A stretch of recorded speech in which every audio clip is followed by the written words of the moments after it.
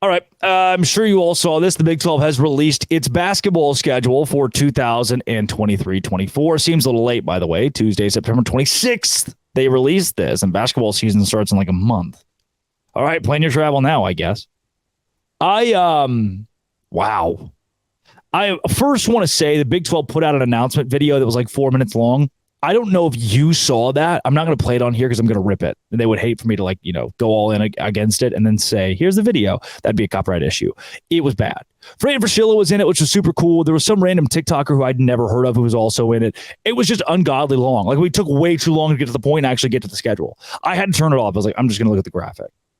We were a minute in, and all the teams were on a Zoom call, which was super cool. And they were like, and here to help us. And I was excited to see who they were going to have help them reveal the schedule. And they were like, here's Shanae from TikTok. Dude, what? Not my generation. And if it's not I'm 22. If it's not my generation, whose generation it is? One of the first misses, very few, one of the first misses for the Big 12. Didn't like it. Maybe you did. Observing this basketball schedule, good to see some of the big dogs that are playing multiple times. Kansas, that's the first schedule you look at. This is the best team in the Big 12 for sure. They get a taste of Baylor twice. They get to play Texas this season. Everybody's going to get to play everybody once. They get to play Texas once, Oklahoma State a couple of times. They get Houston twice on the docket. I love that part of this schedule. The Kansas schedule overall, opening with TCU is big. Remember, TCU is good now. Then they get UCF and Oklahoma State and West Virginia. And Cincinnati, all of those should be wins. Iowa State in there for Kansas as well. That's the first schedule you look at. You see Baylor twice, which is big. You see Oklahoma on there twice as well.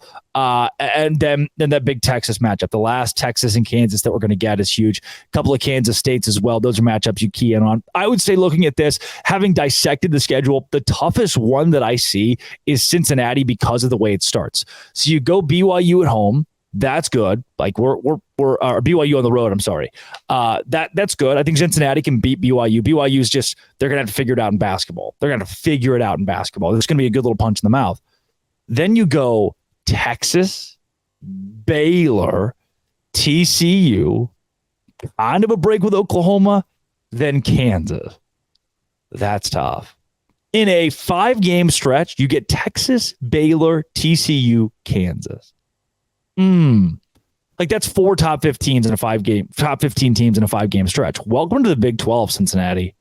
Best of luck to you. For the other newbies here, it just reminds me how good the Big 12 is at basketball and how these new schools just have not been that prominent. Cincinnati was, then post Mick Cronin, what have you done for me lately?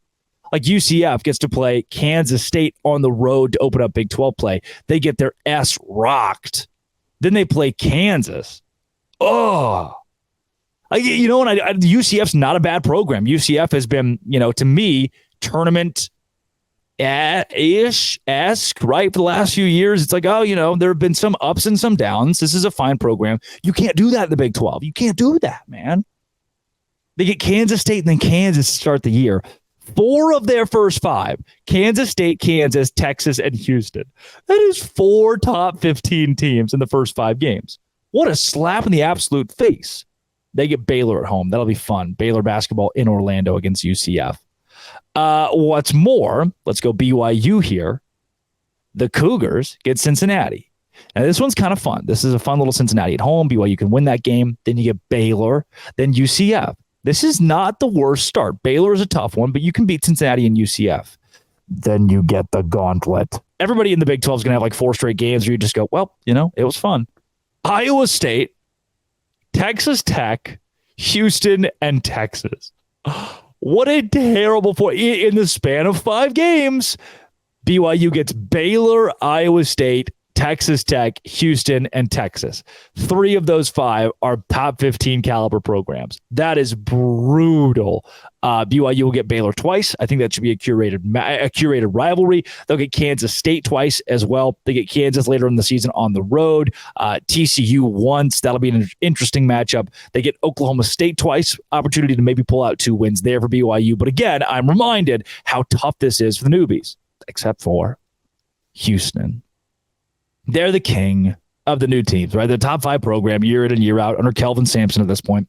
They get West Virginia at home. I love that they start the season with a home game, then a couple on the road. Iowa State and TCU are both tough. I think they're going to be the ones that handle the gauntlet the best. West Virginia at home, easy win. West Virginia just fired Bob Huggins. Everybody left. That should absolutely be a win.